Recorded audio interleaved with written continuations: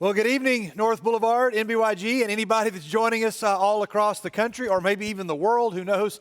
Welcome to True North Live. We're glad to have you here for week 11 and 11 weeks. Wow. I'm here with Blake Boggs. Blake, how are you? Doing great. So you went upstairs in our dressing area, and what did you you're from District 12. From District 12. The new Hunger Games book is out, and again, this is something you wore. So just keeping it. Yeah, I've worn most of those things up there. Yeah, okay. It was one of my favorite Impact videos ever that we wore that in. Yeah, I think this is the best ball race video of many of them. It definitely fits you better than it fit me. And I was 20 pounds heavier when I wore that, which is scary. You said it, not me. Okay, all right. You were thinking it. Let's go on. We're glad that you're here tonight. And if you want to go back and watch some old broadcasts and catch up on some of the guests that we've had before, you can go to nbyg.org and click on the videos tab, and you can see all of the previous True North Live broadcast, some really cool special guests. We've had some really good conversations. My thanks again to Deshaun White for last week. That was a really, really cool moment last week. Was there something he said that still is hanging with you, Blake? I think he said a lot of good things, and I think just the way that he talks about his teammates, I think the way that he encouraged the family that he met through Instagram and those things, the way that he's living out what David has put inside of him, and the way that he's lived out discipleship instead of just talked about it. Yeah, it'll make me excited to watch him on Saturdays, and that was really cool. He sent out a tweet this past week that I love, that he says, do what God says and see what God does. And I just thought that was a really cool thought. So I doubt Deshaun is paying attention or watching this tonight. But Deshaun, if you're watching, thanks again for being with us. Hey, we have some folks that are a little bit, I'm sorry. Before we get to that, I do want to mention this. I know a lot of people may be tuning in because you want to hear our special guest, Bill Altoff, who is a former White House chef, the head chef of the West Wing for several different administrations, and worked for the vice president and so forth. He's going to be coming on a little bit later, so you will see him later on tonight. We will get to him, but Bill's coming up with us. I texted him earlier today, and I said, Bill, can you talk for a second? He sent me this picture, and he said, nope, sorry, I'm crawfishing. I'll be with you later on. So we had a great conversation later in the day, but that looks like a lot of fun. I'm not even sure what all is involved in that or what he was doing. I'm anxious to find out some more about that. But we look forward to having Bill with us in just a minute. Now it's time for us to celebrate. Some of you are a year older or are about to be, so we want to join you with our birthdays in the borough. Anybody that's got a birthday from May the 24th to May the 30th, you know who you are.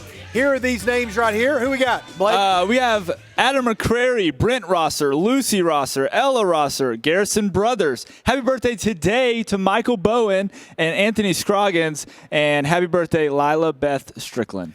All right, awesome. Happy birthday to all those folks. We're going to sing to you in just a moment. If you're at home with one of those people, you got to point to them and remind them that they're still cool. If you are not living with them or in a place with them, text them and tell them happy birthday. We want to celebrate with all those folks, and I'm celebrating because we have a brand new clicker. Our clicker's been acting up, and so I'm celebrating. So this is the birthday of our clicker. We're celebrating this. So thanks to Mike and Cole for researching that and getting that problem fixed. This is so great. This is like the gold statue that Indiana Jones had. This is that valuable to me. Hopefully a large boulder doesn't come rolling out of the backstage and chase. Anyway, let's sing. 2020. All right, we're going to sing to these folks. All you got to do is remember 3 simple words in the NBYG, and those words are, you're still cool, and it goes like this. Well, you're 1 year older than you used to be. Sing it to them. And You're still cool. Let's go. You've still got it. It's plain to see. Come on. You're still cool. Yeah, it's your birthday today. That's why we're here to say. Big finish. Let's go. You're still cool. All right, very good. Zach, thanks for playing along. Zach behind the camera there. Good job singing along. All right, so we want to keep rolling because we're on a tight schedule. So here is where things go off the rails as we want to welcome in just a moment. We're going to talk, first of all, about our movie franchise bracket challenge. Here we are. We're down to this is the Sweet 16. We're about to get down to the Elite 8. 8 movie franchises are left. I don't know how we made it this far. It is close. I mean, it is very close. Well, I know we made it this far. We voted for 64 to 32, 32 to 16. That's yes, how we got this far. mathematically, that's how we got here. Okay, so here's the bracket. So if you're watching at home, you can see that who you just voted on. Now, again, tonight you'll vote for the Elite Eight. That vote goes live starting when? 7:30 p.m. Central Standard Time And you can tonight. vote, and it'll go till some point this weekend. We'll try to give you a notice. Some of you are like, hey, I missed the cutoff this time. These votes were extraordinarily close, and I'm just telling you right now, some of you are going to wish you had voted. Some of you are going to be sad, and some of you are going to be like Austin Davis, who went and lay down in the middle of the road last week in the rain because he was so upset that Captain America was defeated. But here we go. All right, so let's jump right into the – man, I'm loving this. I hit the button. I have no fear that it's going to click to the next picture. This is a good great. feeling. I can even go backwards if I want to go backwards. See how easy that was? I could just go forwards just like that. All right. In the popcorn region, our first matchup, Avengers and Shrek. Big, passionate fans of both franchises on both sides, right? Right. Oh, Okay. for sure. Any comment on this one? Just know that the Endgame movies are not just there are 4 movies. We're not talking about just all the Ant-Man movies, all the Black Panther movies, all the Spider-Man movies. These are just the Avengers movies. Yeah, themselves. there's 4 Avengers movies going up against all the Shrek movies. How many of those are there? There's like 3 or 4 of those? I think there's 3 or 4. And a Christmas TV movie. I don't think that counts. Yeah. But sorry, Shrek went down by 55 votes. Avengers moves on to the Elite Eight. So there we go. Shrek had a very, very good No run. surprise there. Our next matchup, 2 franchises that are very dear to my heart, Indiana Jones, the Indiana Jones trilogy. Actually, there's 4 of them, but I just call it a trilogy. And even though the poster is just for the Temple of Doom, it's for all the movies against the Toy Story, also 4 movies there. And this one was close to my heart. It was close. But Toy Story goes on by 17 votes. That was actually a little closer than I anticipated. It was. I will say that Indiana Jones got bad luck at the draw, bad seed, so made it feel more or less like it was closer or whatever. But yeah, Toy Story. All right, so wins. Toy Story moves on to the Elite Eight. We keep going on now to the soft pretzel region. Our first matchup is Cars versus Home Alone. Cars versus Home Alone. This is the first one that was really, really tough for me. And this one was close. So I don't even know who's going to be excited about this or not. But going on to the Elite Eight is Cars by 23 votes. And that's a 9 seed. That's a Cinderella story. Yeah. I personally voted for Home Alone. I love Cars, but I just know that I will watch Home Alone 1 and 2 every Thanksgiving and every Christmas at least 2 or 3 times. I like Cars, but over the course of my life, Home Alone has meant more to me by far, but it's out. It's out, and so Cars moves on. So congratulations if you are big fans of the movie Cars. Now, Jurassic Park and Narnia. The Chronicles of Narnia and the Jurassic Park and Jurassic World movies all in this franchise. And this one was very surprising. One of these moves on to the Elite Eight. You're a happy guy because by 5 votes, Thank you, by NBYG. 5 votes, Jurassic Park moves on and beats Narnia. So As it should. there we go. Okay. All right. Yeah, I can maybe agree with that. I'm still a little Spared sad. no expense. Narnia had to go down somewhere. I was afraid it was going to not go all the way. But okay, now on to the Junior Mints region. We have these matchups: Harry Potter and the Lion King. No real surprise here. Harry Potter wins by 41 votes. It moves on to the Elite Eight. 1 seed keeps on winning. Okay, all right, very good. All right, next, Night at the Museum and the Back to the Future trilogy, which my family is just watched this week. And I doubt my daughter's finished Back to the Future 3. So David's probably going to spoil something. So girls, you're probably going to want to go to another room. Somebody else at this table has also not seen 2 of the Back to the Future movies.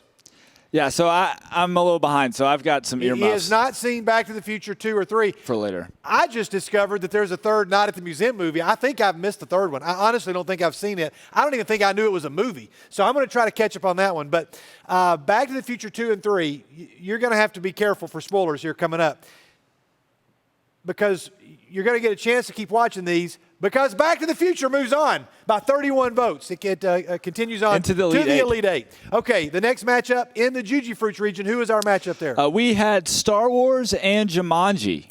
I am going to watch the other 2 Jumanji. Once we are able to break quarantine and get groups together, I think I'm saving it so that I can watch Jumanji with a larger group of people. I really want to see this movie. I really want to see it. I've seen the original. Right.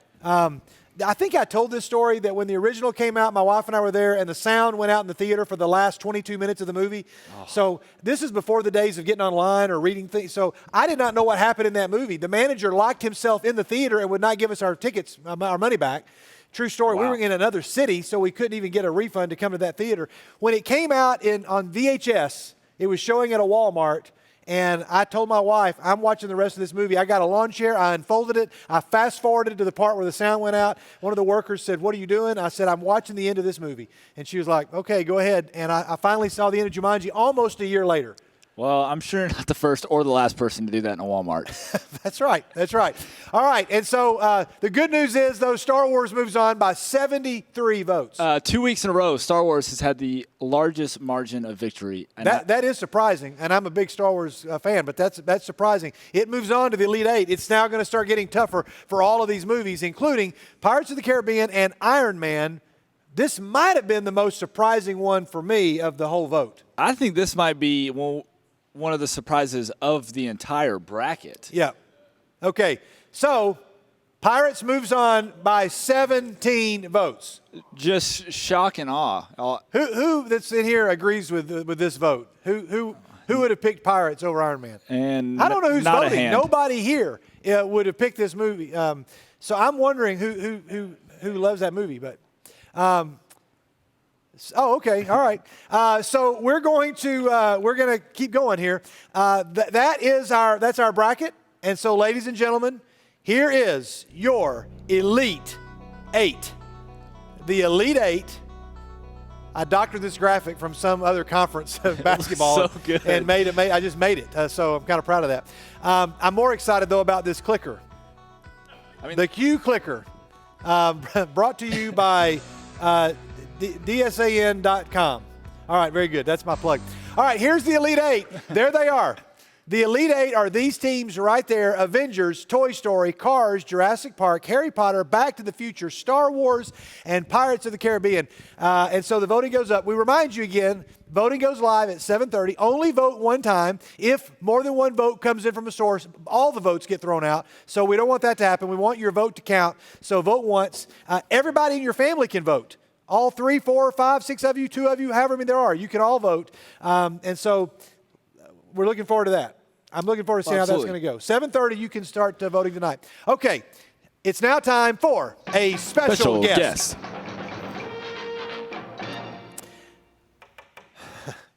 Okay, here we go. I'm going to get the stopwatch We have the and my stopwatch earmuffs. ready? Okay. Just 1 second. All right. Let's go ahead and bring in our good friend who's become our good friend. He's been with us almost every single week of the quarantine. And here he goes. Hey, David, how are you? David, Oh, good. Hi. Yeah. Can y'all hear me? Oh, yeah. We can hear you. Good to see you. I was just reading Back to the Future. I'm just kidding. These are my BDVs. I think he said those are his BVDs. I have really enjoyed this time slot with you guys each week. This is my trilogy that I've got here that I got years ago. Actually, it's on Netflix now, so you don't even need the DVDs anymore. Okay, well, I saw your bracket. This is exciting for the MBYG. Yeah, It is. So, David, is there anything? What's the one that you want to talk about the most on the bracket of the matchups? Well, we're obviously, I'm thrilled that Back to the Future is in the Elite Eight. It's my favorite movie franchise of all time, period. And I expect it to go down to Harry Potter. Harry Potter's just, Harry Potter is Harry Potter. I heard you guys talking. I wasn't surprised that Pirates took down Iron Man for a couple of reasons. One, a lot of people never even saw Iron Man 3. Iron Man 2 and 3 were significantly worse than the first one. And Pirates of the Caribbean, remember, you've got one of the great movie love stories of our time when you include the Elizabeth Swann Hey, is that Madeline? and Madeline. Turner. Yeah, that was Madeline in the background. David said hi. So William Turner and Elizabeth Swann is just a really powerful love story. And the movie makers tell a great story. So I wasn't surprised with that. Iron Man, I think the first one is so good but it came out in 2008 before many of your youth groupers were even youth groupers. That's right. Or I guess not before they were youth groupers, before they were old enough to watch movies. So yeah, I wasn't surprised by Avengers. Obviously, Toy Story, that's the 1 and 2. Little surprised by Cars, but what, like we talked about last week, I mean, Home Alone and Cars, that was a tough one. I think Cars is going to go down to Jurassic Park. Jurassic Park, when we seeded that one, you will remember, Skid, we talked about it because the most famous Jurassic Park movie is the first one, but the Jurassic World franchise includes Chris Pratt and has really drawn in newer viewers. So I'm not surprised that Jurassic Park has made it this far, and I expect them to make it into the Final Four. Star Wars and Harry Potter are probably going through. But boy, Back to the Future, what a strong showing. Okay, so yeah, I'm excited that it made it this far. This feels like the basketball team from the small conference that makes it to the Sweet 16 and is just over the moon. So I just now watched all 3 of these movies again this week, and I realized it's probably been since 2015 that I watched them all in preparation for a Back to the Future retreat that we did. So it's been 5 years since I've seen them. And the debate we've been having is between 2 and 3. And the gap has really narrowed between the one that I like the most. As I've watched them within this week, there were some things that brought them much closer together. And I wish we had a whole lot of time to talk about it. I'd love to do just a podcast with you where we just talked about it for an hour for the Back to the Future people that actually would care to hear what we're talking about. But, all right, you promised us now for several weeks. Now, Blake has not seen 2 or 3. Right. I heard you say that Blake hasn't seen 2 or 3 and that you still have a daughter or 2 that hasn't finished number 3. So I'll try to leave spoilers out of it. Well, I'll speak in just give a generalities. warning. Just give a warning. Actually, you're probably Blake's already got some noise canceling leaf blower like headphones. You might want to put those on, Blake. We'll let you know when it's time to join us again. All right, now he can probably still hear me, but as you know, David, because we've talked about before, Back to the Future 1, Bob Gale and Robert Zemeckis did not know that there would be a Back to the Future 2. Right. And it, in retrospect, considered by critics and others to be one of the great movies, one of the greatest movies of our generation. One of those movies that certain people out there, I mean, and we're talking about real movie people who know their movies. In fact, J.J. Abrams, who directed many of the Avengers movies, he obviously directed, one of your favorite television programs of all time, Lost, directed the new Star Wars films. J.J. Abrams is a super fan of Back to the Future and has called it a practically perfect movie, and I would tend to agree with that. Number 2 and 3 are nowhere near perfect. They're just not. If it hadn't been for the near perfection of 1, neither would be a masterpiece. They're good and they're fun to watch, but they've got problems. Hey, but before you go forward, Dave, would those movies have been as popular had they gone with their first choice of the time machine? Now, you know what their first choice was of a time machine. It was going to be a refrigerator. Yeah, and actually, do you know what the well, of course you do, because we both saw this video this week. What the name of the movie almost was? That's right. Yeah, like Spaceman from Pluto. That's exactly right. And I love the story how the head of the movie studio suggested that name because he said Back to the Future was a terrible name. Movies with future in the title don't work. He said name it Spaceman from Pluto. And they were like, how are we going to, this is the head of the studio. How are we going to get around this? And so Spielberg has this idea. Let's just send him a note saying, thank you for your lovely joke. We cracked up at your idea of the movie. We almost thought you were serious. And they were like, no, he was serious. And they said, yeah, but he's too prideful to admit that it was a joke. He was serious. Yeah. So anyway, it was going to be a refrigerator, and if it had been a refrigerator, it completely changes the tension at the end because getting a vehicle up to 88 miles an hour is a dangerous thing. Yes. Now they could have done some creative things with it, but yeah, you're right. I doubt it would have been quite the same thing. And at the end of 3, we won't give anything away, but the ending of 3 is quite magnificent.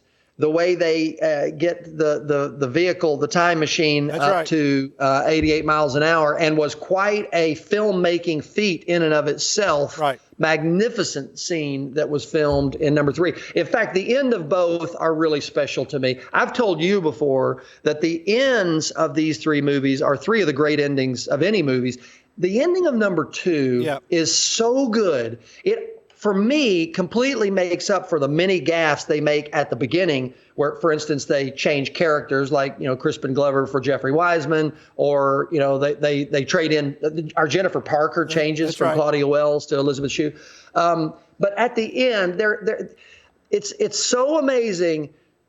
The lightning bolt happens that shocks Marty. He's alone in the past, and it's over until a car drives up and a Western Union a Western Union person delivers a letter that has been in their office Yeah. since 1885. That conversation is amazing. He's reading the letter by the headlamp light from the old 1955 car. That's right. He's reading the letter in the rain. You see the raindrops dropping on the letter. It's so fabulous. And then the Western Union says, do you need anything? Can I help you?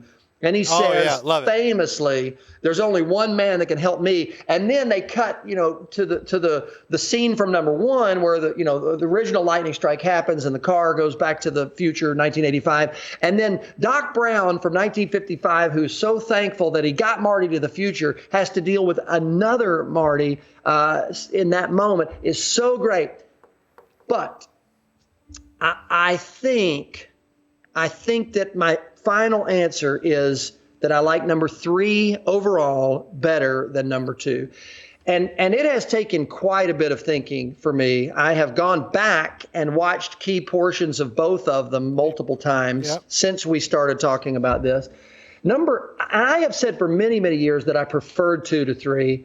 But this last time through it, I think the combination of the letter that Doc writes to Marty, you remember the letter, and they read it at the beginning of number 3 Right. together. That's right.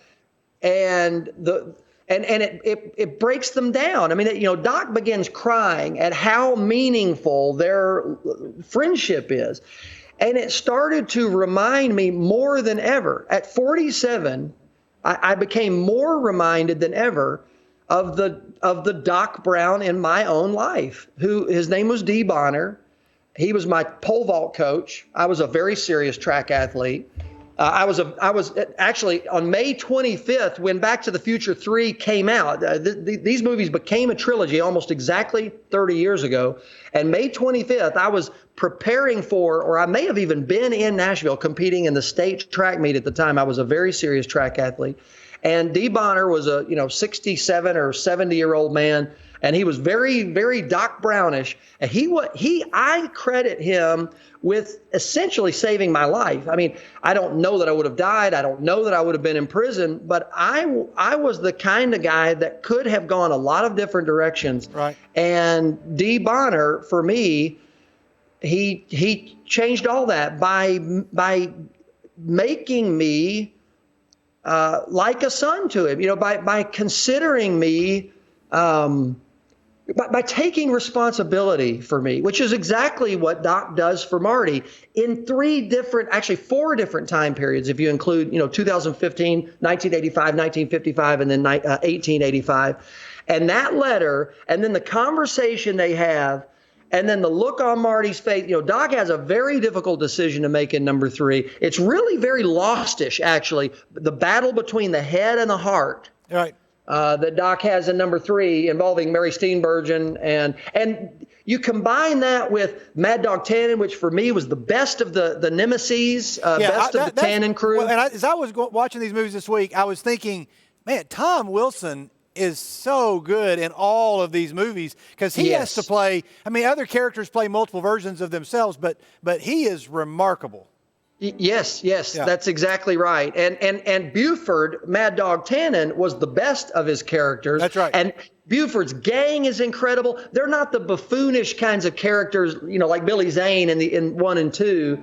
the 1885, the guys in the saloon, the old guys, including the old Disney voice actor that's sitting around the table and talking about the future and telling him he'll be a coward, yellow belly for the rest of his life. I just think 3 is a little bit better. The ending's not quite as good, and they're both great. But the wrapping up of the bow, and when at the very end, Doc says to Marty and to Elizabeth Shue, who plays Jennifer Parker, he says that it means that the future isn't written yet. No one's future has been written. So this is what youth ministers get to do all the time. We get to tell young people, you and I get to do this as storytellers at Impact every year, just like these great movie makers like Bob Gale and Robert Zemeckis, and we get to say through our stories, you're in a story, and your story isn't written yet. And the most magical moments that you and I have had on stage together at Impact have been those times where we get to bring to life this idea for students that they're in a story, it hasn't been written yet, and they can make it a good one if they live into the story God has given them. So when I watch 3, it does that a little more than 2. Even though 2 has some amazing moments in it when Marty realizes that his father has been murdered, and Doc Brown has been committed, and he's like, we're going back to make things right in 1955. Anyway, it's so great. Thank you for letting me take a few minutes to talk about it. Yeah. The gap definitely closed for me this week. And so we're going to have you back as we go through and narrow this down from the Elite 8 to the Final 4. So we'll keep you up to date as how that's going. Thanks, David, for being with us. I like your 2 Wolves shirt. That's going to set us up for just a moment. You got it. Thanks a lot. David Rubio, everybody. Thank you so much, Dave. Thanks for being with us. Have a good one. All Love right. you guys. Okay, take care. Okay, Blake, you can take those off. I don't know how much you heard about the movies, but you need to watch them so that you can give us your verdict on whether you like 2 or 3 better. I'm really curious to see what you say. That was just for those 2 movies? Yeah, you could have actually watched those 2 movies right now while you were listening. You probably could have seen at least one of them. Okay. So let's talk about this for just a minute before we go on, because we have some other guests coming on in just a moment. This is going to be exciting. Could you hear much what he was saying? No, I didn't hear You kind of tuned it out. Okay. Yeah, I actually wrote out the theme of Jurassic Park. I wrote it out. All right. Are you excited to see 2 and 3? Yeah, I'm excited. It's I care to know what other people think, and obviously Back to the Future is in the Elite 8, and so you're not the only one that loves it. Apparently, a lot of other people love it, and so I'll be excited to watch 2 and 3. Yeah, Landon, who started this whole controversy, has already texted a thumbs down. Landon Qualls. Landon, to your credit, I will say that the gap really narrowed for me. We'll talk about that separately, though. I think we've had enough Back to the Future talk right now. So, Landon, give me a call, and we'll chat about that. So, here we go. Now, we are going to have somebody else talk, because we thought it might be good to have somebody in just a moment who was actually in one of these movies on our bracket. Now, not in the Elite 8, but was in one of these movies on this bracket. So, in just a moment, everybody, it's time for another special guest. Okay. Before we bring them on, though, some of you by now probably know, I think we might have mentioned this, that when I was a kid, I remember going to the cinema theater.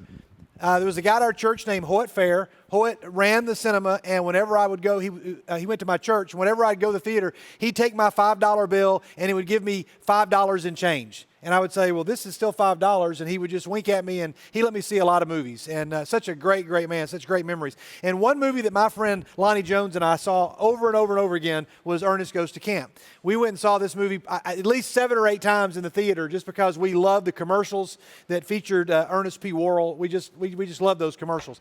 And so I had no idea other movies would come along, but this was a movie that was special to me when I was a kid for a lot of different reasons.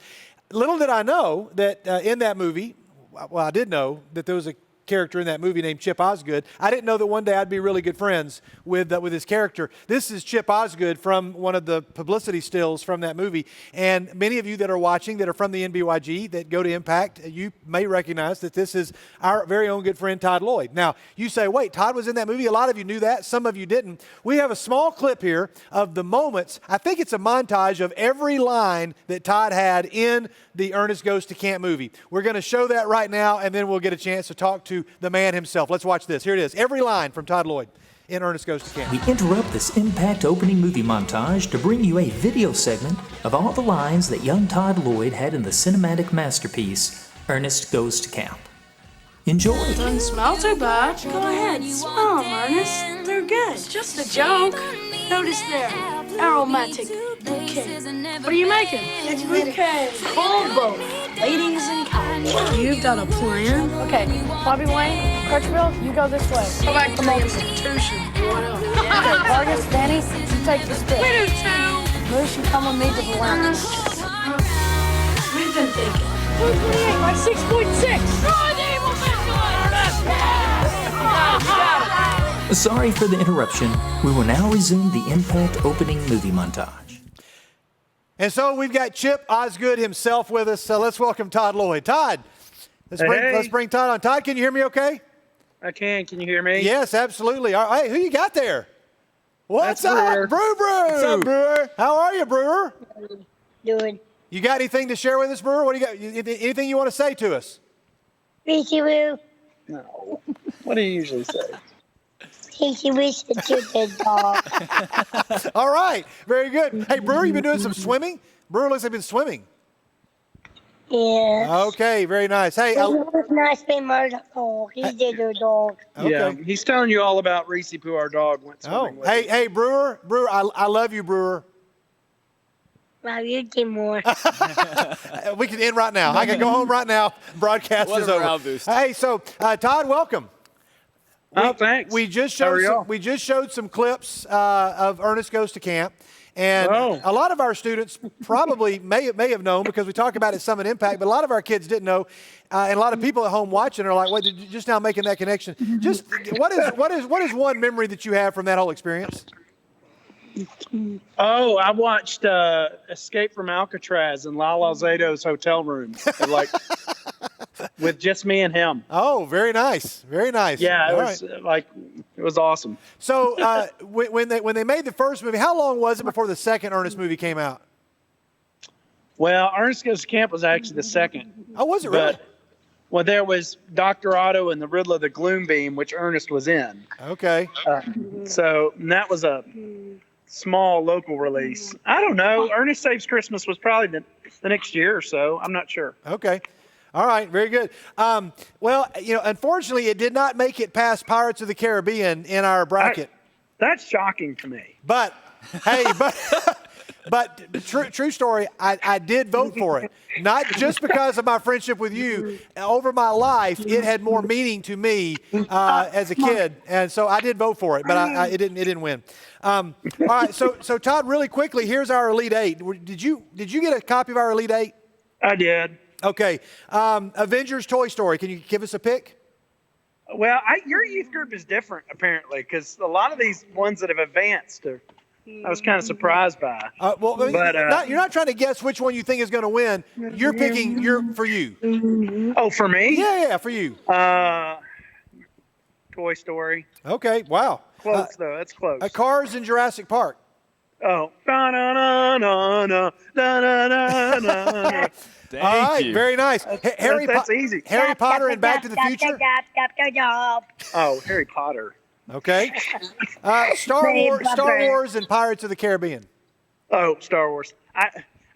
Pirates of the Caribbean is one of my least favorite movie franchises. It's just those movies make no sense. Okay. All right. Well, Johnny Depp's a really good pirate. That's if why we could have people gotten like it. David Rubio to summarize his feelings of Back to the Future in one sentence with about 7 words, that might have been nice too. Hey, Todd, but one of the things one reason we wanted to have you come on, so we could say hi to Brewer, but we also want to talk about that movie. We also have another graphic that we're about to show our students here. Let's go ahead, Mike, if you can get that graphic on the computer. This is a graphic that's been popping up on social media. Todd, I think you know the graphic I'm showing. It is for a mysterious channel, Impact, or it's WIPT TV, and it looks like Channel 31. So a lot of our students may be seeing it for the first time right now. Some may have seen it on social media. And we thought that we have a lot of our kids go to Impact. Just say a word about what this is, whatever you can say about it. I don't like giving away a lot of the mystery. I know you don't want to do that. There's some, I'll just say if they go to Instagram and they go to the Impact LU account, and they watch the video that we kind of put out, there are several Easter eggs in there. Okay. And if you're a fan of shows like Lost or, Mystery Escape Room type things, there are about 5 clues in those videos that could tell you exactly which book of the Bible we're studying and exactly what the spiritual theme of Impact will be. Okay, all right. Now, here's the next question. I think it would be great coming from you because a lot of our students, obviously, and all of us are disappointed that we're not going to be able to be together for Impact. And yet, Impact is going to be online. And for somebody that says, well, I just don't know about that, make a pitch as to why you think, and kind of tell the people watching at home, in a paragraph, how it's going to work. What can they expect over the days that we're doing it, a Sunday to a Thursday? And just give us a quick plug for why we should join everybody for Impact. Well, I think the most amazing thing, David, is that, God's fingerprints have been in this from the start. The idea that we picked a TV station as our theme long ago, and it just happens to be this year. That's aside from the point. I think that what are you going to be doing anyways, kind of thing, And so we just thought that week of Impact, it would be cool to have a communal experience even if we're far away. Right. And, we're going to be showing some new content in the morning Impact, some of your favorite Encounter teachers. Rubio will be there, Bear on a Bicycle, Dora, all the gang will be there in the morning. And then at night we'll have, we'll worship together. We'll have, talks, but we'll also have the Impact skit. And it's going to be presented like at a TV station studio. And so I think it'll be a different presentation. I think they'll like it. And then the stuff that happens during the day in between those two times is just, if you can watch it, watch it. If you can't, you can't, kind of casual viewing. And I just want when we were dreaming this, I just wanted to fill some of the gap that some of you guys were losing, because we know you're losing something by not watching that, or by not being able to come to campus and do it. And I just didn't want to totally pitch it in and say, well, we're not going to do anything. So we're trying our best to make this awesome. And God is going to speak in it and through it, and in spite of the things that we're missing. And I just thought it might be good to have you on, somebody that loves Impact more than anybody else that we know, to just say, hey, we want you to be there. And thanks for being a part of kind of weighing in on our movie bracket. But I appreciate your friendship and look forward to what God's going to do at Impact this year. Oh, I'll tell you one thing. There are going to be some Easter eggs, too, on the station. So, okay. All right. Man, let us say, Brewer, say hey. Hey. Say bye. Bye. See you, Brewer. What else are you going to say? But you be you. I thought you would say 2 wolves. No. All right. Very good. There you go. All right. Hey, Todd, thank you all so much. Tell the whole family hello. We'll talk to y'all later on. All right. We'll see you. Bye-bye. All right. See you. Thank you, Todd. You see Marjorie? Marjorie is me. My wife is Lisa. Okay. I got it. I'll make a note, Brewer. Oh, thank you so much. We just got a kiss, everybody. Everybody at home got a kiss from Brewer. Thanks, Todd. Thanks, Brewer. Bye-bye. Wow. That's a morale boost. Oh, absolutely. Yeah. So, okay, very good. We're going to keep moving on. We got several things lined up for tonight. Let's keep going. Right now, it's time for the pictures of the week. All right. Our first picture of the week is one of our quarantine art exhibitions. Had some good quarantine art that I saw this week. We start with Emma Benzinger. Emma, here's your shout out. Emma sent in some of her Bible journaling that she's done. I love this one. I thought this one was really cool. My favorite one, though, right here. No problema. God is in control. That's awesome. So nice work, Emma. Now, not only is Emma creating things at home during the quarantine, but so is her brother. Now, both of them are big fans of Lego. Blake, you know what Lego stands for? I do not know what it stands for. You do? No, I do not. Oh, okay. It comes from, I think it's Danish. It comes from this word, which I don't exactly know how to pronounce, but it's a word that means play well, to play well. And so the Benzingers have a vast Lego collection, as do a lot of kids watching. This is, when I think of Legos, this is what I think of. This is, I don't know who this person is, but that was kind of my daughter's room for a lot of their childhood, trying to check in on them at night. And that every parent's nightmare is that right there. But this was the phone that I had in my dorm room all the way through college. It actually worked. Oh, really? Yep, it was made of Legos, and that was kind of neat. And my favorite playset, though, was the Lego space playset. Some of you that are watching at home that are my age will remember this playset, and we thought this was intricate. Well, the one that just came out is this one right here, the International Space Station. And so sure enough, Cody sent this picture and said, hey, look, this is a picture he took. But Wow. he thought it'd be even cooler to show it being made. So I think we have a short video. Cody, I hope you're watching tonight. Let's watch Cody as he built the International Space Station. Here we go. Everything is awesome. Everything is cool when you're part of a team. Everything is awesome when we live in our dream. Everything is better when we stick together. Side by side, you and I gonna win forever. Wow, that's amazing. It's incredible. He didn't even have to, he didn't mess up. He did it all in one go. Nice work, Cody. And Emma, thanks for sending us your quarantine art. Okay, here's a segment that I'm going to call, Oh, What a Wonderful World. Oh, I just love this song. So the other day, recently I was on a walk. Doing quite a bit of walking lately. I was on a walk and I looked down and I found this beautiful piece of God's creation, this dandelion right here. It's like The size of a baseball. I know, I could not believe it. And it's actually, the picture doesn't quite do it justice. I pulled it out of the ground and made a wish, and I just thought, 2020 needs some wishes this size.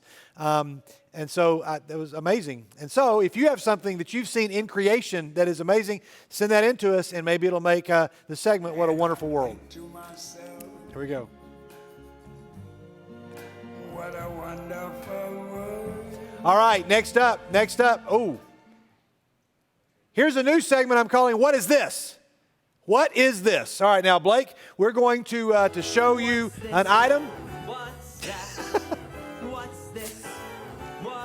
The best part is just finding a theme song for these segments sometimes. Probably a lot of people at home may agree. Sure.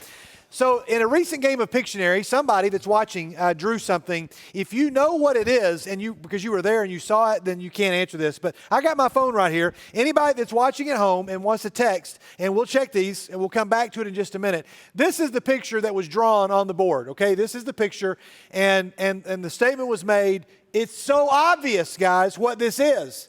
All right, so we're going to come back to that a little bit later on, and there you go. So if you know what this is and you want to start sending me some text, I'm not going to be able to read everybody's or shout it out, but if somebody gets it right, and I'll know if you were actually there, you can send that in. Blake just gave his answer, and he said, "Oh, I figured out what it was." Because he does not know what it is. And no, that's a great guess, though. I'll come back to that. Okay. If you want to send a guess in, go ahead and do that. We'll come back. I'm only going to read the people that don't know what it was, because some people actually were there and they saw it. So we'll come back to that. I'm going to move on to the tweets of the week. All right. Here are the tweets of the week. This one right here. Summer is coming, everybody, so get ready.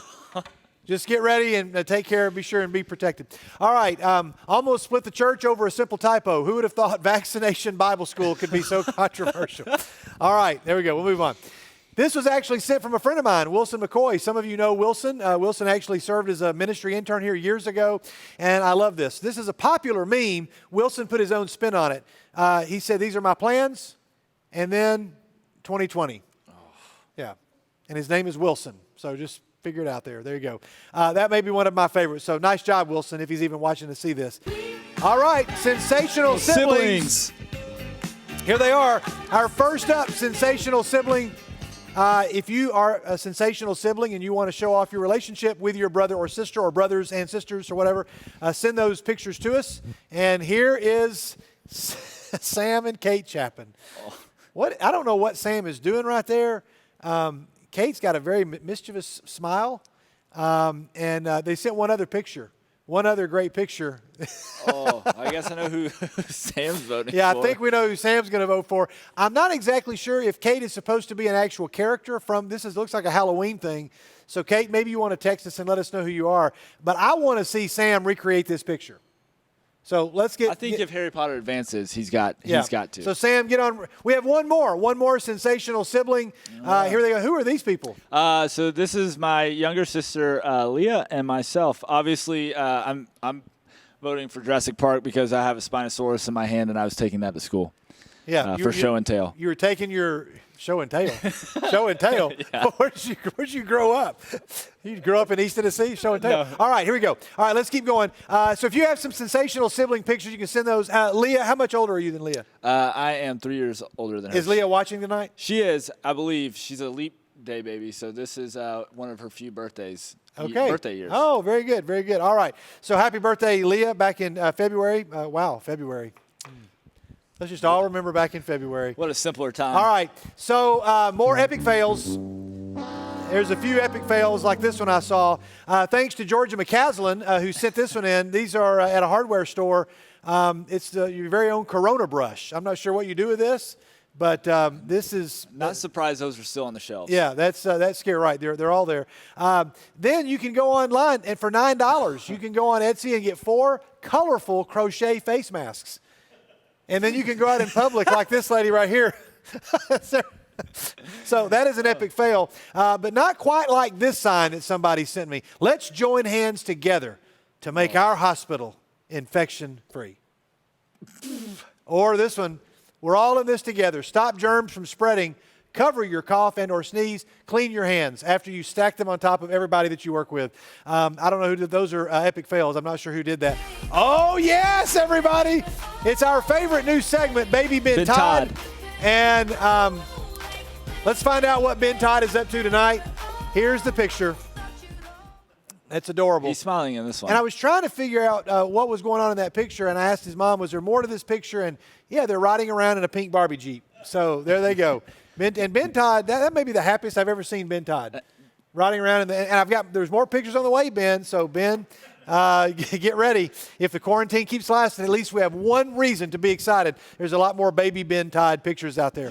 Okay, our shout-outs of the week. Several folks that we want to give a shout-out to. Forrest Doddington. Forrest has been helping us out here. You'll remember that Will Doddington, his son, was on with us last week talking about movies. He had the big Pokemon book. You remember that? Right. Well, this is a shout-out. Forrest set up an entire studio in his house for Will, lighting and everything, but I was on the laptop, and I was like, wait a minute.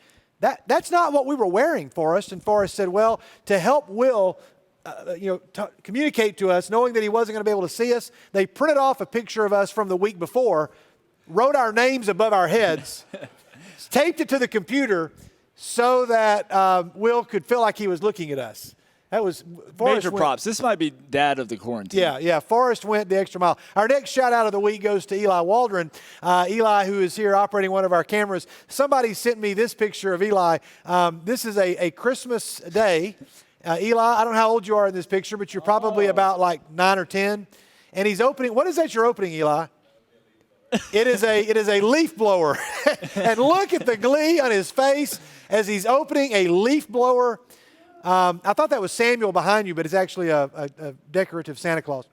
But that's not my favorite part of this picture. Only Eli Waldron at 10 years old would get a leaf blower. There it is. And Mentos and socks. That's the Christmas. There it is. That's the Christmas. Eli was a great Christmas. The leaf blower, Mentos, and socks. And so there's a shout out. Finally, our final shout out goes to this guy right here, who made a Zoom virtual background of himself, bringing himself a cup of tea. Some of you might have saw this. Here's his background, and he makes this background of him bringing himself a cup of tea. He sets it down, moves out of his way, and then he picks it up. Now, I just noticed this earlier today watching this. Look, it's a Fozzie Bear mug. On the other side, it's got Animal. Watch. He's got a Back to the Future poster on his wall. Like, this guy and I would be such great friends. There was Animal on the mug, and then Fozzie Bear. That was a great job. Nice work. Okay, there's that guy. So back to what is this? Here's the image, and let's check in to see if anybody has sent. Here we go. All right, somebody says it's a chicken. Nope. Somebody said it's a murder hornet. You're getting closer. A red-tailed hawk. No. Is it a bird? Nope. Somebody says it's a superhero. No, not quite. There are several right answers here. There are several, and it wasn't the one that you said. It is not a racing snail. From the movie. There's a movie of snails that race. Yeah, that's Turbo. right. Turbo.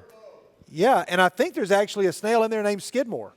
I think there is a snail in that movie named Skidmore. But anyway, so several of you did get it right. Another guess? You want to take another guess, Blake, what it is? A bumblebee. Okay. All right, very good. You did get it right. It is in fact a bumblebee. On your second guess, you got it right, along with several other people here. Some people sent in emojis of eagles. Brent Walker really thought that was an eagle. Okay, all right, very good. Well, it was a bumblebee, and that's what we call what is this. Okay, so finally, our happy face of the week is one of my favorites. So we had our first trial service, and here was our trial service. This is awesome. Yeah, and this was a picture that was taken of the audience. We zoom in on this. It's Robert Davis trying to do the happy face, and it looks like Ashley is having none of it. She is like saying, "Dad, stop." Austin is right there trying to ease out of the picture. I'd love to know more about this story. I don't know if I've got the narrative right. Ashley, were you trying to stop your dad, or were you trying to pose your dad in a happy face? It really looks like you were embarrassed by your dad, which is the case for probably a lot of our students. At least 3 girls I know, that's the case often. So there we go. That was the happy face of the week. And there are your pictures of the week. Hey, we got to move on. We got to move on quickly because we've got some other very special guests that we want you all to meet. Hey, so we are going to be able to get together at some point. But for right now, we've got to meet them virtually. But we're very excited as it is time to guess which intern. All right, our 4 interns are here. They are here in the filling station with us. We're going to bring them out one at a time. And so let's do that. Where did I write them down at? Here we go. I mean, I know their names. But we wrote down our first intern.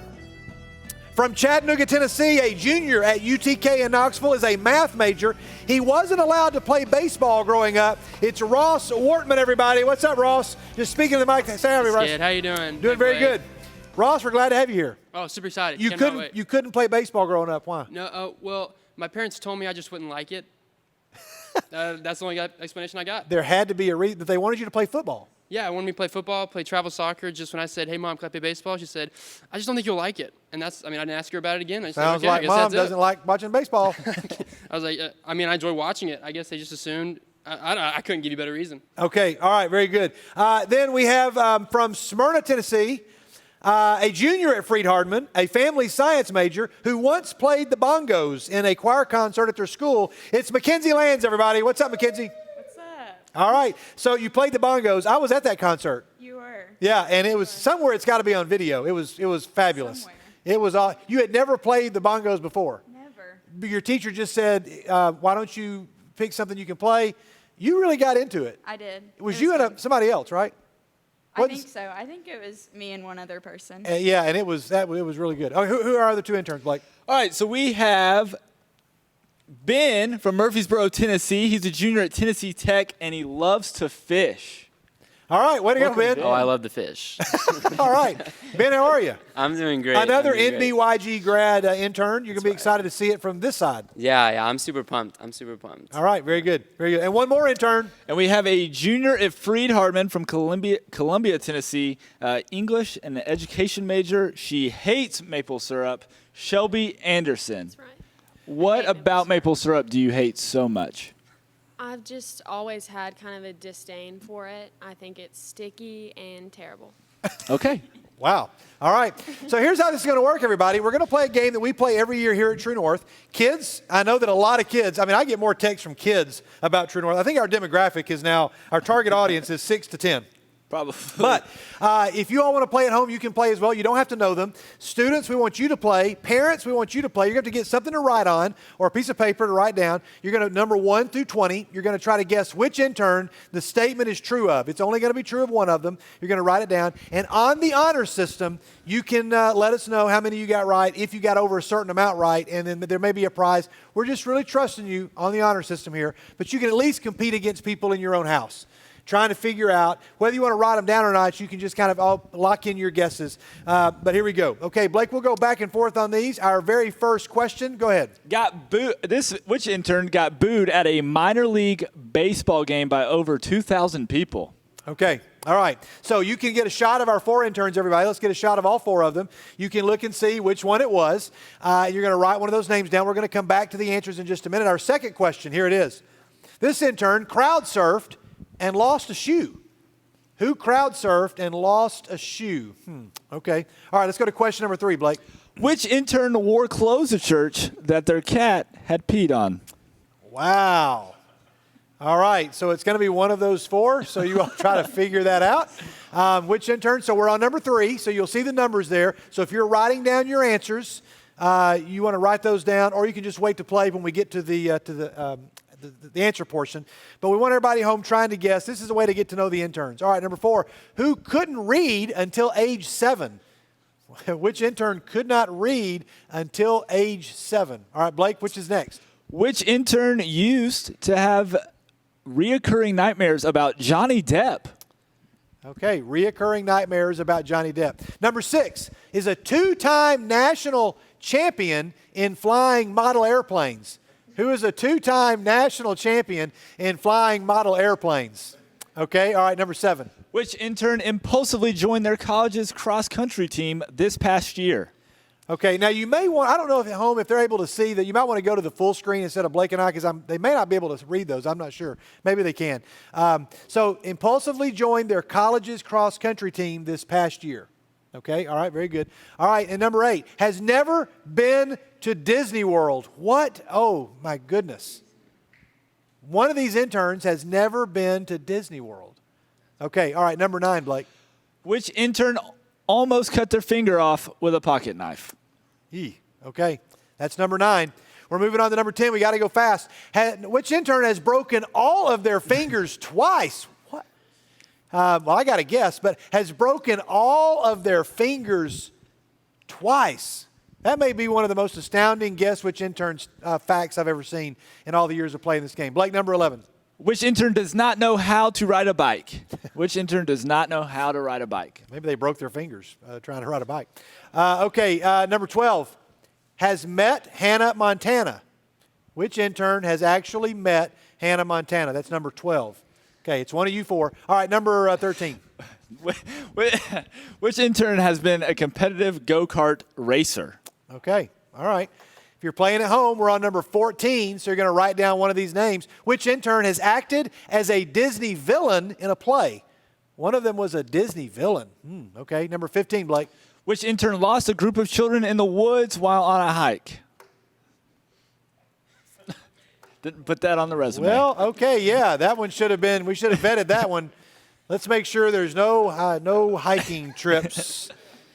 No hiking, yes, we'll add that to the, okay, number 16. Which intern cheated, which they do not condone, their way through winning a rock, paper, scissors tournament at Impact? Yeah, I remember this moment very well. Yeah, I remember actually being backstage watching that and saying out loud while I was getting ready in a costume, send them home. But I feel bad now because one of them is standing right here. All right, number 17. Which intern received 4th place in the spelling bee after misspelling throat? Okay, probably because they didn't learn to read until they were 7. All right, and then number 18. Who is afraid of their own dog? Wow. Number 19, Blake. Which intern lost in a major spike ball tournament in Nashville? Okay, and then number 20.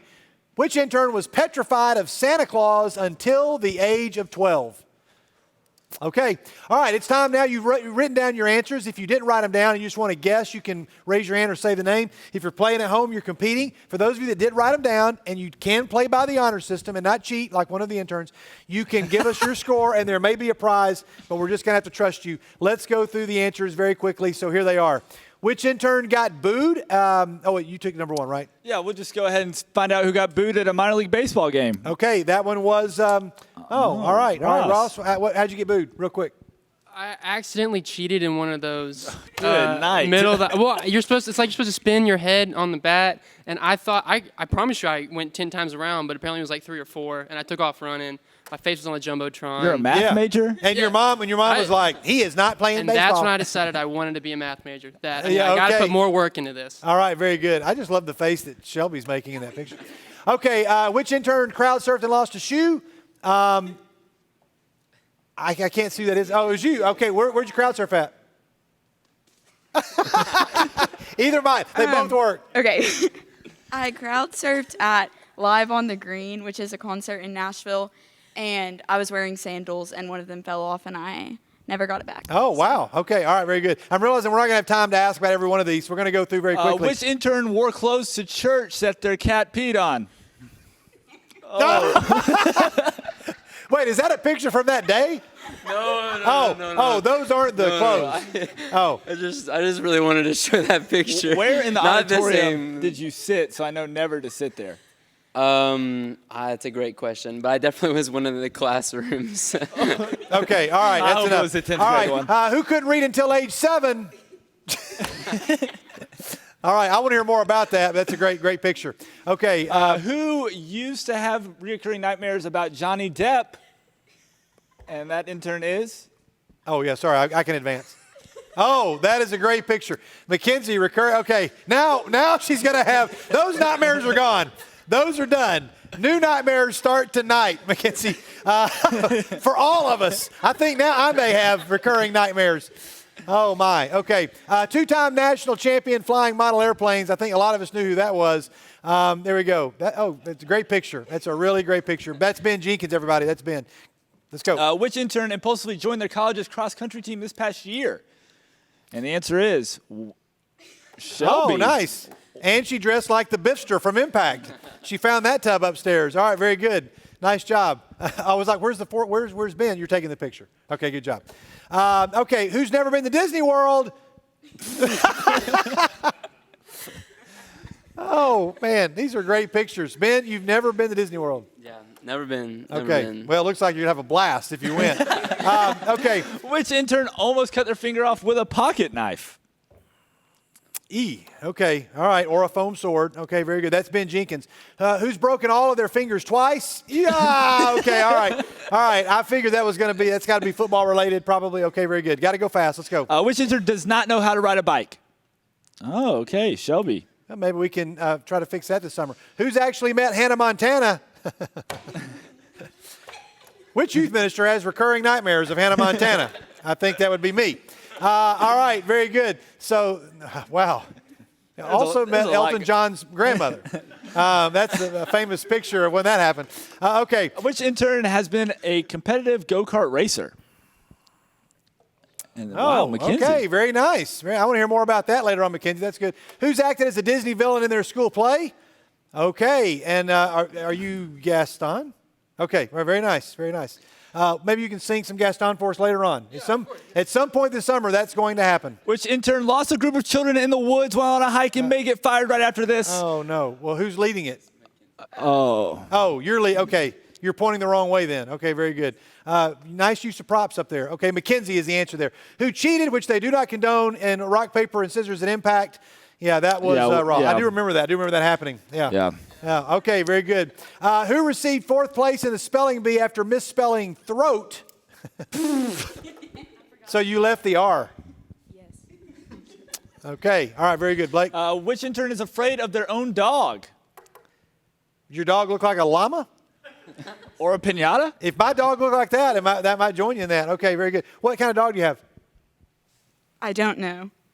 I think he's like a Shih Tzu. Okay, all right, but you're afraid of him. Who lost in a major spike ball tournament in Nashville? Okay, sorry, Ben. That's Ben Jenkins. And then finally? Which intern was petrified of Santa Claus until the age of 12?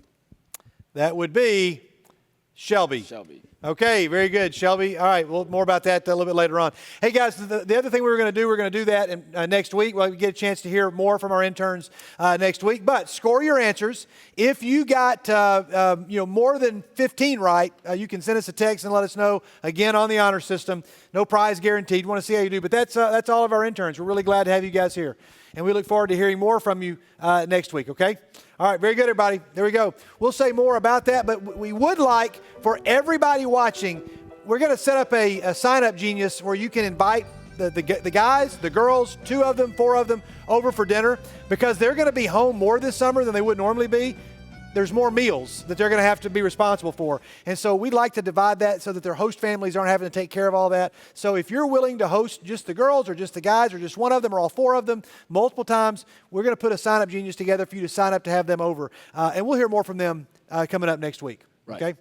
All right, we're going to go really quick because we want to be sure and get to our guest. Our pray day is still going on. We're still praying. These are the folks for last week, and here are the folks that are coming up this week. Thank you for praying the number of minutes equal to your age. All right, one more thing, Blake. Yeah, we also have the 1010s on our Instagram page and Twitter page at the MBYG. They've been really great. Lila May did today's. Mackenzie Lewis, a former intern and now youth minister at Hendersonville Church of Christ, did Mondays. And so be looking for those. Send us some if you want to be a part of that and you want to encourage the rest of the group. Send us one of those videos. Send me one of those videos, and we'll get that pushed out for everyone. Okay. So, again, we're really, really glad to have the interns here. We're very, very excited about the summer. There are some things that we're working on. We are going to be able to do some things together. You're going to hear more about that as we go, and we'll unveil some more of that next week. We're really excited about some of those plans, and God's going to work in that. We've been trying to bring people to True North live every week that have been on a variety of different platforms, some on national television shows and some on the football field. Some are leading disciple-making movements in large cities. Some of our greatest Bible teachers in our fellowship. And tonight I'm really excited about someone who's living out this definition of discipleship that is our everyday yes to following Jesus, wherever you are, whether you're a quarterback, whether you're a football player, whether you're on TV. What does it mean to say yes every single day to Jesus? In January, 2 years ago, I got a chance to meet Bill Altoff. And Bill was just such a friendly, warm guy. And when we met, I thought that maybe I had known him for a long time, the way he was talking to me, that we had met many times before, because he was talking to me like a dear friend. And afterwards, I went up and met him a little bit, and then he actually reached out to me a couple weeks ago and said, "Hey, I'd love to listen to your youth group's broadcast." I gave him the link, and then I thought, wait a minute, the next day, we really should get a chance to talk to Bill. I'm going to bring him on in a second, but at the age of 11, Bill spent many hours with his grandmother cooking and then went on to study the culinary arts, went to the United States Navy. He's going to talk a little bit about that journey in just a moment. And then we told you last week that he ended up, that he ended up in some amazing places with some amazing people. And I want him to kind of tell you his journey. But it's not just about what he did, but about the heart with which he does it. And God put him in some really cool places for such a time as this. So let's welcome Bill Altoff. Bill, I think we've got him on the screen. What's up, Bill? Hey, Dave. How are you? Doing good. Can you hear me okay? I can hear you fine. Okay. So, Bill, we met at NCYM, the National Conference on Youth Ministries. You were one of the speakers, and you were sharing one morning. They had like 3 or 4 different people do a TED Talk. And so I was like, I don't know this guy's name. I'm not sure who this guy is. You got to start talking. Well, I just thought I already liked this guy because you were just so down to earth and friendly. And then you began to talk about what you did and why you were there speaking. And I was just mesmerized. But start back when you were younger and just kind of walk us through your journey, Bill. So my grandmother was a Bavarian chef. And she emigrated from Berchtesgaden, Germany. And she would take me on weekends when I was a very young boy, and she would cook for doctors and chiropractors.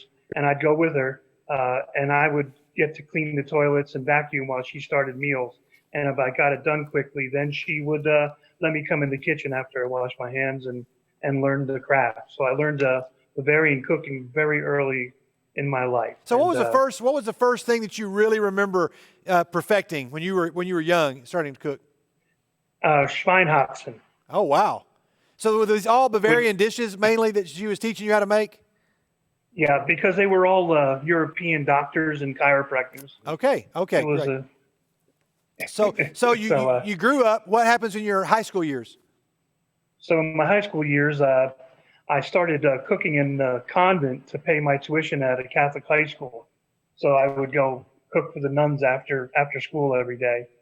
And then it was a no-brainer that I was on a crash course for being a culinary artist. So then you changed direction and you went into the United States Navy.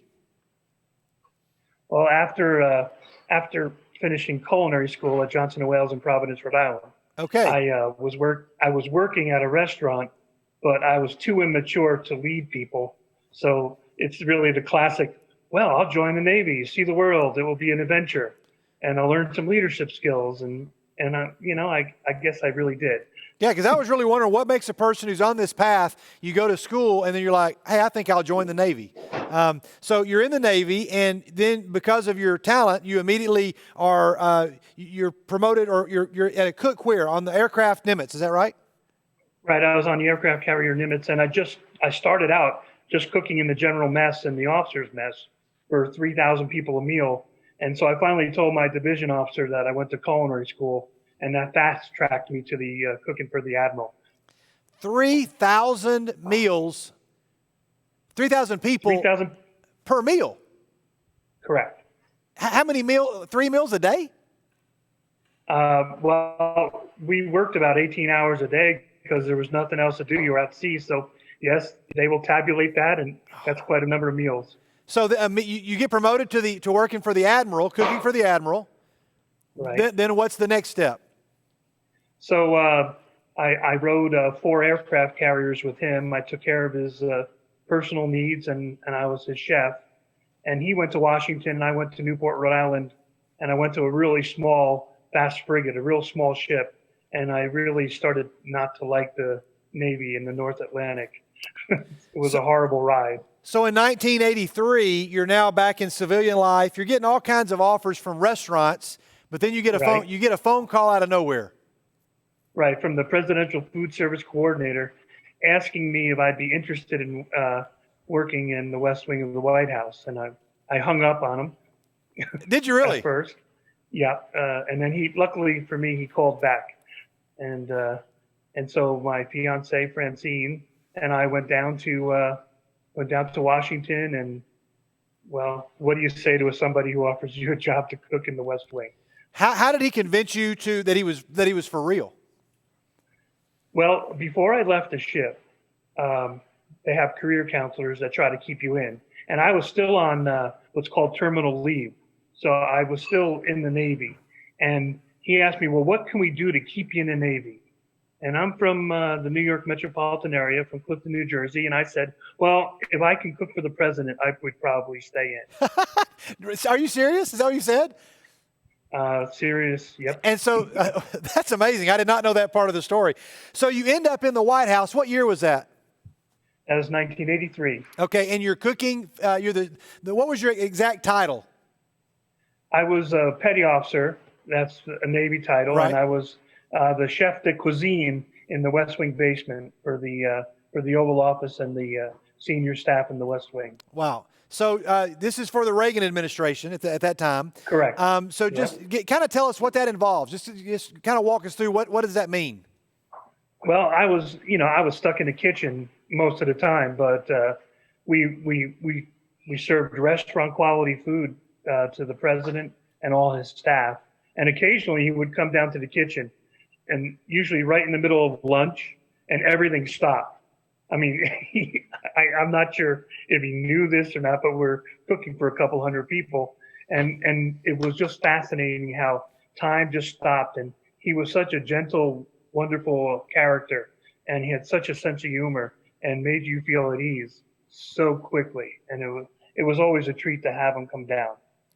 How long were you in the White House working there in the West Wing? Well, I worked a total of 10 years, but after President Reagan left, I started traveling with President Herbert Walker Bush. Okay.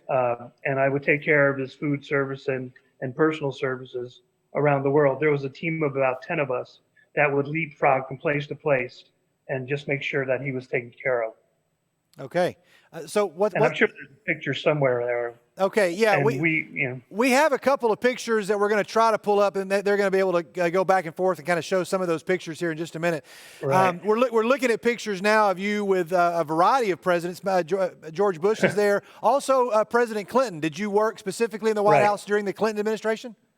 I worked for 9 months, traveling in the same capacity that I did for President Bush. Okay. And then I was offered a job to run the vice president's residence, so I took it. So talk about that for a second. Now you're going over to work in the residence of the vice president. Right. And you kind of take over that entire operation there. Right. I had a staff of 8. It's a 32-room mansion up on Massachusetts Avenue at the Naval Observatory. And Mrs. Gore had asked me to come and be her, be her executive chef, but my title was the senior enlisted aide for the vice president. And so you're there working with Vice President Al Gore. Correct. Right. Okay. It was a story that you told about working with Al Gore that really got my heart. And one reason that we have you on, not just because we love people that do cool things and we love nice people. You happen to be a Church of Christ elder. You're on sabbatical right now, but you are an elder in the church. Is that right? Correct. Now, did you serve also in other types of ministry in your background? Yep. I was a pulpit minister at the Charles County Church of Christ in Waldorf, Maryland, and I was a youth and family minister out here in Colorado Springs. Okay, awesome. You currently live in Colorado. I am living in Colorado and loving it. Okay, so you're now working for the vice president, and this is the story that I loved. Al Gore is having to write a speech, and I want you to take it from here because this is a really cool story. So what's really cool is that we travel with the vice president, and I get to hear his speeches and everything. And his speechwriters were the worst. I don't know if they were agnostic, atheists, but he loved, because he had a degree in divinity from Vanderbilt, he'd love to put scripture in his talks and everything. So one day he's reading off of cards, and he says, my favorite New Testament verse is John 16:3. And everybody's, John 16:3. And so one of the staffers looked it up, and it was a goof, because it says that they will do such things because they have not known the Father or me. And so, did he mean 16? I wonder if he meant 16:33. Oh no, he meant 3:16. Oh, okay, yeah, I got it. Okay, I was thinking, I've overcome the world. In this world you'll have trouble, but take heart, I've overcome the world. So he meant John 3:16. Got it. Yeah, so they transposed the numbers, and so just to let you know that at that time I had been going to by video International Bible College, which is now Heritage Christian University, and I did summers there in beautiful Florence, Alabama. So he knew that I was at Bible school. So after that, he came up to me and said, listen, from now on, I'm going to have the speechwriters send you speeches that have any Bible verses in it to make sure. And so I started doing that. But it went on from there. There was another time where he called me about 1 o'clock in the morning, and my wife answered the phone.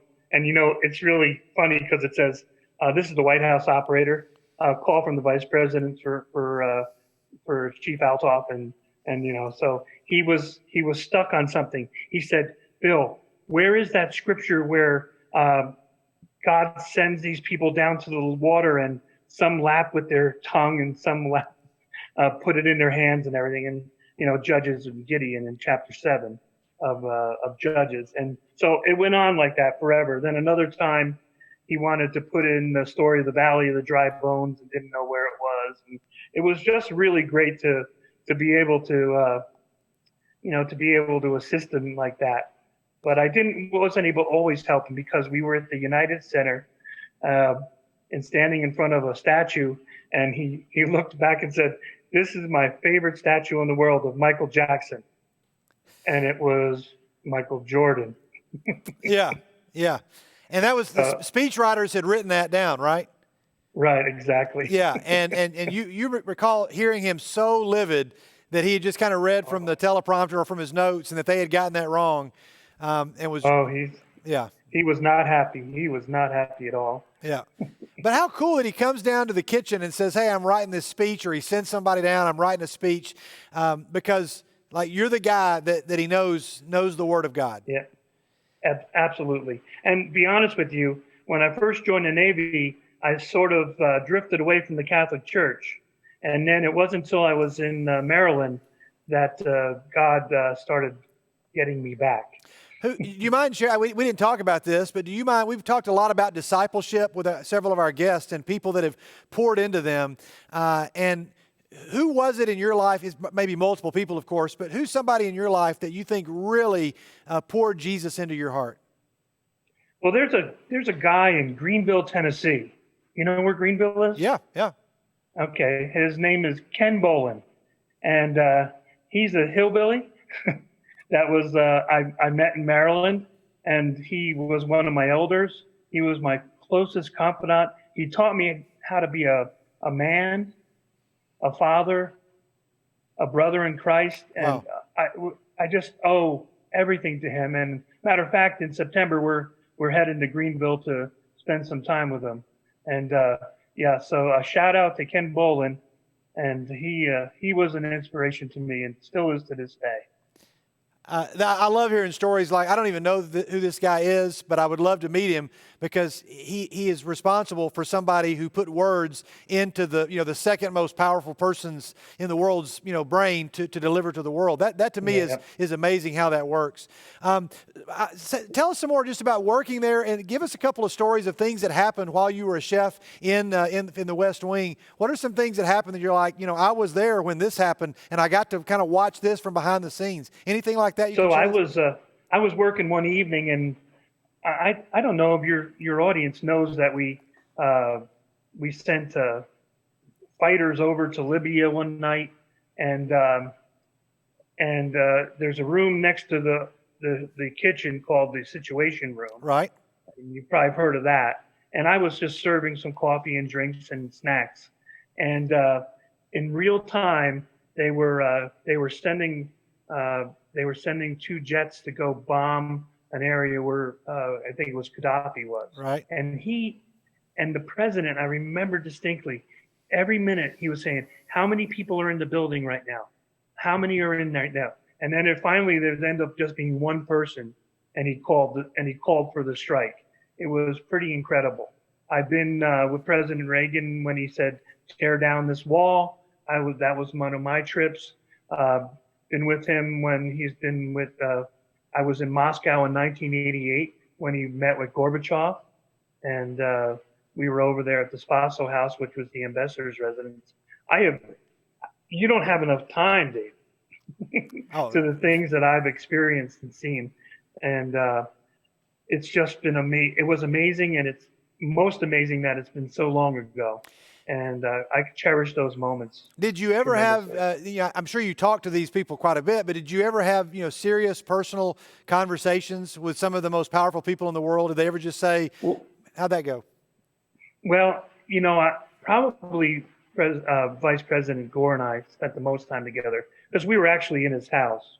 I mean, it was right. Every day we were with their family, and we had some great talks. His mother, believe it or not, is a Church of Christ member. I didn't know that. Pauline. Yep. And she was in she was from she attended the Carthage Church of Christ, and his father Albert, the New Salem Missionary Baptist Church. So when we were out there with him, one week we'd go to the Church of Christ, the next week we'd go to the Missionary Baptist Church. It was quite interesting. Quite interesting in Carthage. Bill, but, you shared. Go ahead. I'm sorry. Go ahead. You shared at NCYM. One of my daughters is just now in her daily Bible reading, starting into the book of Nehemiah. And she's like, Dad, don't you like the book of Nehemiah? And I'm like, yeah, I love Nehemiah. And she's like, well, I don't know a whole lot about it. And what do you like about it? And we talked about it a little bit. But then I remembered that we had that conversation this morning. You talked a little bit about the connection you feel to Nehemiah. Yeah, because I was in Bible seminary, Bible school, and I was just about ready to finish up. And God really pricked my heart to go into ministry full time because I had been on the pulpit even while I was active duty working for vice president. And so one day I went up to him. I said, I've done a good job for you. And his term wasn't up till 2001. And I said, would you mind if I retire and go preach full time? And he said, how could I argue with that? I mean, you going to work for God. And so I really, really cling to Nehemiah because he told the king, I want to go back to my city, rebuild my city. And, and the end of Nehemiah 2:8 says, and because the gracious hand of my God was on me, the king granted my request. And I really embraced that because I was a cupbearer for the president and the vice president. Yeah, I mean, you were in the role that Nehemiah was in a lot of respects. Yep. Absolutely. Oh, it's Absolutely. amazing. It's amazing. Yeah. So just time for a couple more questions, Bill. And one of the reasons that there's a quote, we have a picture of it here. Go to the Garfield quote there, Micah, the James Garfield quote. It's the one that's got the purple background. There's a quote, and now, Bill, I know you can't see the screen. I can either read the quote to you, or you may have the quote there in front of you. Okay, good. You got it. Perfect. Okay, why don't you read that quote to us and tell us why you love this particular quote? Okay, there are men and women who make the world better just by being the kind of people they are. They have the gift of kindness or courage or loyalty or integrity. It really matters very little whether they are behind the wheel of the truck or running a business or bringing up a family. They teach the truth by living it. And, that, I know you were there at NTYM, but that really got to my heart, that the fact of the matter is that it's alive and well even today, that there are people in our lives that are sacrificial, and we don't know what they're doing, and we don't know what their occupation is, but they can profoundly change your life with their kindness and their love. And I think that's a clarion call for us as Christians to take this opportunity when people are fearful, they're hurt, they're afraid, and for us to be the comfort and the great comforter that we could be. It's just really, I just happened to, when I was developing the TED Talk, I just happened to stroll by that and see that. And I said, that's it right there. That's the point. And Bill, you're speaking to students tonight, a lot of students who some of them feel like they have no voice, they have no platform. And I love that quote because he said, you don't have to be playing for the football team or cooking for the president. Right. Whatever you're doing, you can live the truth out and influence all kinds of people. And you also love a verse in Hebrews that says, whenever you do good things, the Hebrew writer says, be careful because whatever you're doing, you might be what? Right. Do not neglect to show hospitality to strangers, for by this some have entertained angels. That's in right. Hebrews 13:2. What does that mean to you, Bill? What does that verse mean to you? Well, it keeps me on my guard. For some reason, people have an expectation of Christians. It's funny how people who aren't Christians know how Christians should act. Didn't you find that fascinating, David? Yes. Yes. That is the most unbelievable thing. People all know how Christians should act. How could that be? It's astonishing. But the fact of the matter is, so you can't be off your guard. You just never know who you're ministering to, who are you lifting up, and always take those opportunities. And there's another scripture that I had in that presentation from Matthew 24:45. And it's not always positive. It says, and then Jesus will reply, I tell you the truth. Whatever you did not do for one of my least of these, you did not do for me. Yeah. I'm sorry. That's right there. And, oh boy. And I know we talked the other day on the phone, and we know Romans 8:28 is the culmination of all that, because God is with us. And we know that in all things, God works for the good of those who love him, who have been called according to his purpose. That's us. That's your teams that are with you. That's your interns. That's our youth ministers all over the world. That's our pulpit ministers and our brothers and sisters. We are all called according to his purpose. And you got to believe that. Bill, it's been such a joy talking to you. And I told several people, I said, when you listen to this guy, you're going to feel like you're having a reunion with an old friend. You just have a real way of speaking to people that just puts them at ease. And I'm thankful that God put you in a place for such a time as you were there no telling the influence you had, not just on the president and vice president. We didn't even have time to talk about the fact that you eventually, you left there and you were the private chef for the king and queen of Jordan. That's right. I mean, there's so much. Maybe it'll be part 2. Yes, we're going to have to do a part 2. I asked some people, do you have questions? And so I'll close with these 2 quick rapid fire questions, Bill. These are more lighthearted. Alrighty. What is a food that most people like that you can't stand? One that most people can't believe you just don't like? Oh, listen, I'm 260 pounds. So you pretty much like them all, huh? Yeah, I like to cook and I like to eat. Okay, and well, somebody asked me this question, then we'll close with this one. What dish could you make that you are pretty convinced you could beat Bobby Flay? If you went up against Bobby Flay, what could you take him down with? Chili relleno. Oh, wow. You said that with a lot of boldness. Oh, yeah. Or chocolate truffles. Okay, deal. Next time I'm in Colorado, can you prove that to me? I can. And we'll see. Hey, listen, I got a message for one of your interns. Okay. All right, very good. Bill loves maple syrup. I'm glad to know that you tuned in. That was nice. Hey, Bill. Hey, listen, the other thing is, David, Sure. how come I'm not in that bracket stuff? Oh, you want it? Do you have a comment? Do you have a thought? Well, I mean, I couldn't see the brackets. It was too small. Okay. I couldn't pick. All right. Well, we've got the Elite 8. I'll send you the movies, and we'll share your votes next week. How about that? All right. That's a deal. Do you have a favorite movie franchise? What is your favorite movie franchise of all time? Well, right now it's Mandalorian. Okay. Well, that's a TV show on Disney. So Star Wars. You're a Star Wars fan. Well, yeah.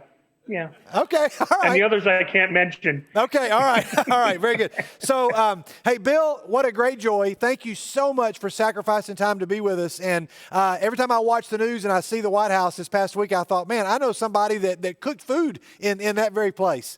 So thanks so much for being with us, Bill. Hey, thanks for having me, David. And it's great to be with everybody. We very well may do it again and do part 2. Thank you for not only sharing with us what you do, but tying it to Scripture and living it out. Thanks so much, Bill. Thanks for being with us. All right, Dave. Take care. All Bye-bye. right, bye-bye. So our time tonight has come to a close, but our takeaway, students and family, I really want you to lock in on this takeaway. Deshaun was a football player, and Bill's a chef.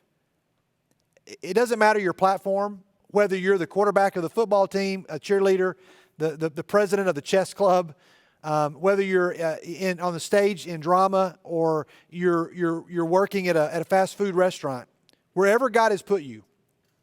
Can I just challenge you with this, everybody that's watching? Could you just be the person that when somebody has a God question, when somebody has a Jesus question, when somebody has a Word of God question, when somebody has a why is God doing this and what is God up to question, you're the person that they think of. They don't know Bill. They don't know Deshaun. They know you. Who is it that knows you that's going to say, I'm just going to call and I'm just going to go and ask him. I'm going to ask her because she knows the Word of God better than anybody that I know. Are you that person? If not, it's not too late to start. Just go get a Bible, open it up, and say, God, would you point me to something that's going to be the answer to somebody's question this week? That's my challenge to you. I'm going to lay that on the surface of your heart so that when your heart breaks, which it will, that these kind of things will fall in. Those are some great words from Bill. I hope that you listened to those and heard those.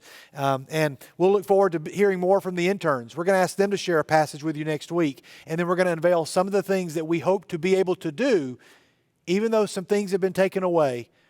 I really wait for that moment in the summer. This is my last thought, guys. I really wait for that moment in the summer when in August somebody says, wow, this thing never would have happened had I been able to do all those things I really wanted to do. And I'm really glad that God did this. I believe it's out there, and trust me, I have a hard enough time thinking like that as well. But it's out there. Be the person that knows so much about the Word of God that your friends come and find you like the Vice President did for Bill Altoff. Hey, it's been great being with you. We'll see you all next week. Have a great night. Bye-bye.